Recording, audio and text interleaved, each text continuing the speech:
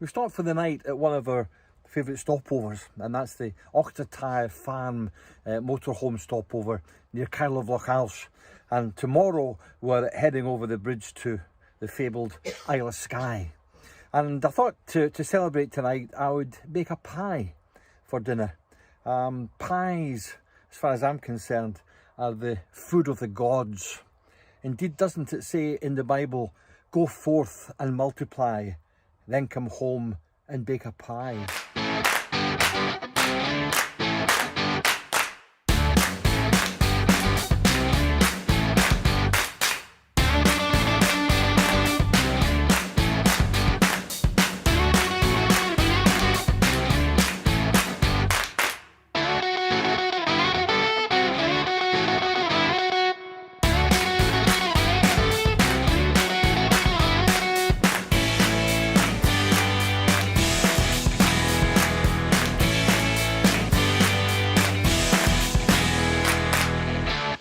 And that's exactly what we're going to do tonight. We're going to have a pie, and we're going to have a beef and venison and potato pie. Now, any vegetarians or vegans watching, you know, don't panic, because you can use your own ingredients in a pie like this. I'm going to bake the pie in our Ridgemonkey. I've baked several pies in the past, and in fact, I remember once making a pie with a filling of macaroni and cheese, which was just a wee bit different. So you can really, while I'm using meat and potato and a bit of venison, you can put any kind of filling in the pie, whatever you fancy, be it fish or well, whatever you like. So, as I say, I'm going to use the Ridgemonkey tonight. So let's just have a wee look at the ingredients that I'm going to use for this pie. So here we go, meat and potato pie. And these are little sliced potatoes that actually came out of a tin, believe it or not. We found that canned potatoes are actually quite pleasant and quite nice, and they're absolutely ideal. They come whole in the can, and we just slice them up, and you'll see as I prepare this how we use them.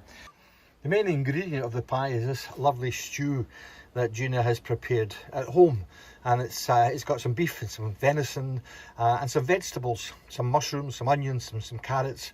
It's a lovely stew, and I think it's maybe a wee bit of red wine in there too. Makes a great filling, and as I said earlier, you can use any filling you want in these kind of pies. And then the kind of main ingredient, I suppose, is the pastry. And this is short crust pastry. You can buy this stuff in the supermarket. It's all rolled up. All you have to do is unroll it into the Ridgemonkey, put your ingredients in, and then cook it. And we're going to have that with some green peas. What better? Meat and potato pie with green peas, all washed down with a wee drop wine. And I think this is a Spanish rioja. Okay, I've separated the two parts of the Ridgemonkey, and I've oiled them ever so slightly. I don't want the pastry sticking to the pan. So next thing to do is get the pastry itself, and it's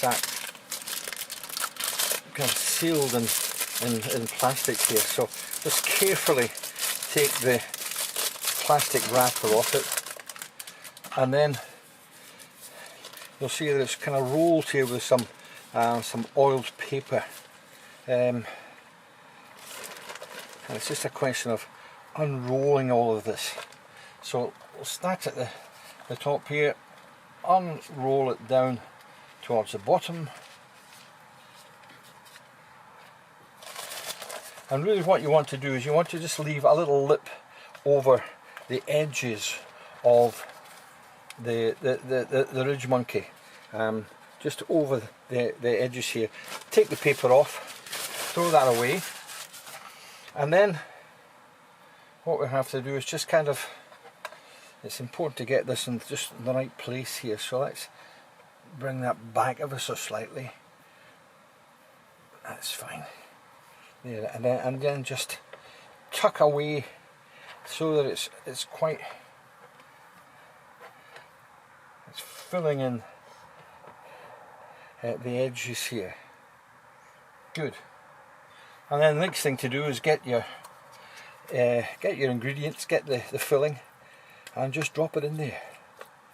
Here we go. This is beef venison with some vegetables, some onions, some mushrooms, a few carrots, and this will fill up quite nicely. There we go. Perfect. Perfect. And on top of that, we'll just add some of these slices of potato. You don't have to be too artistic with them, as long as they're in there, and they'll all cook through quite nicely. I've actually been amazed at cooking pies in the Ridgemonkey because it doesn't actually take very long. You can actually cook a pie in about 20 minutes or so, as you'll see. I wonder if I can get some more in here.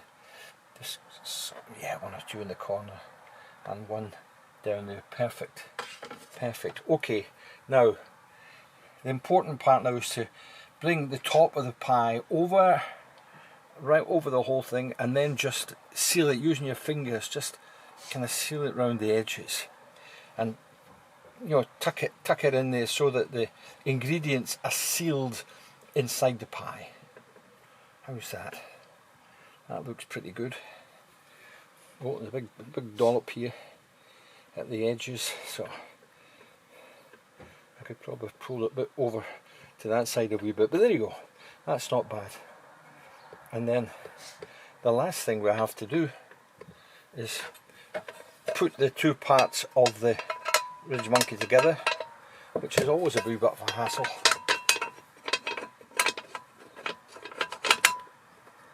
And then close it up, and hey presto, that's all ready now to cook on the hob.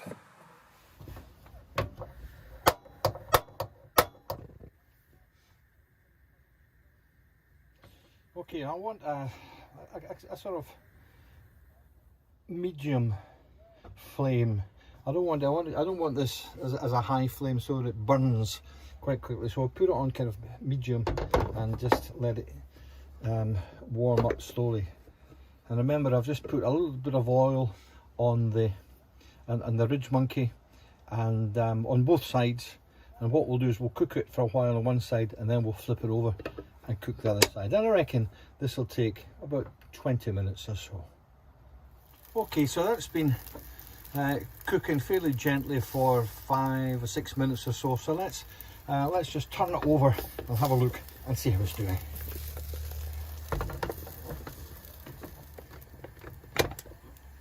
There we go. Beginning to get that nice cooked look, a wee bit of colour on the pastry now, a wee bit of brown colour there. It looks lovely. We'll do the same on this side, and then we'll switch it over from side to side and just keep an eye on it. We'll just do this side a wee bit, and I think we've got the makings here of what will be a fantastic pie. Well, there you go, the table's all set, and that'll be fine. Just waiting for the pie now.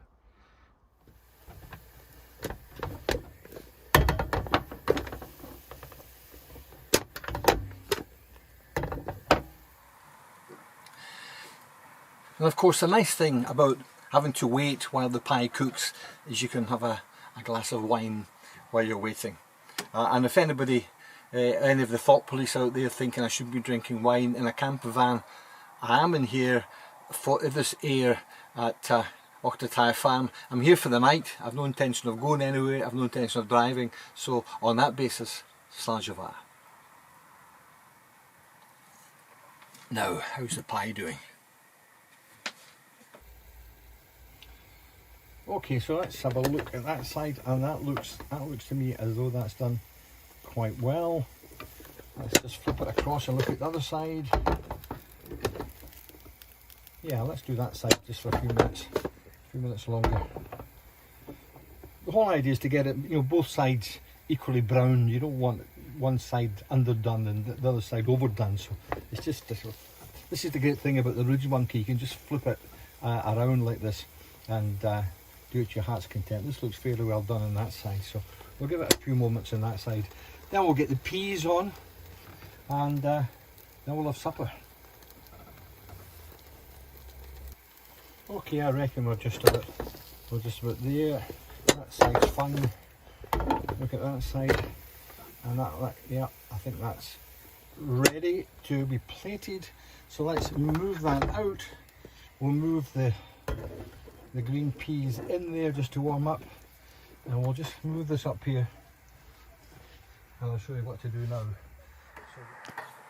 Okay, so here's the pie. So all I have to do to plate it is put a plate over the top of the Ridgemonkey, flip it over, and voila, there we go, there's our pie, and it looks fantastic.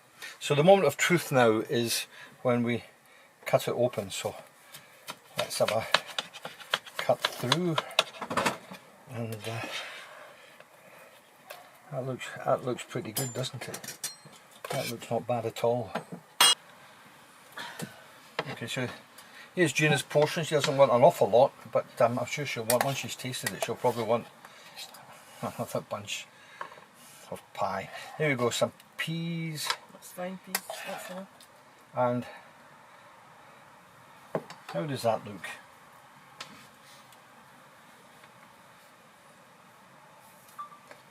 I think that looks pretty good. Meat and potato pie with green peas cooked in a Ridgemonkey.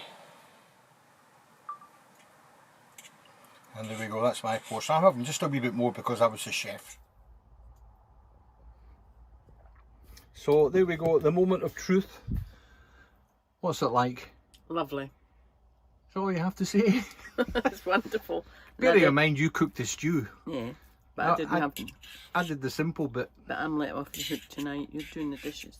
I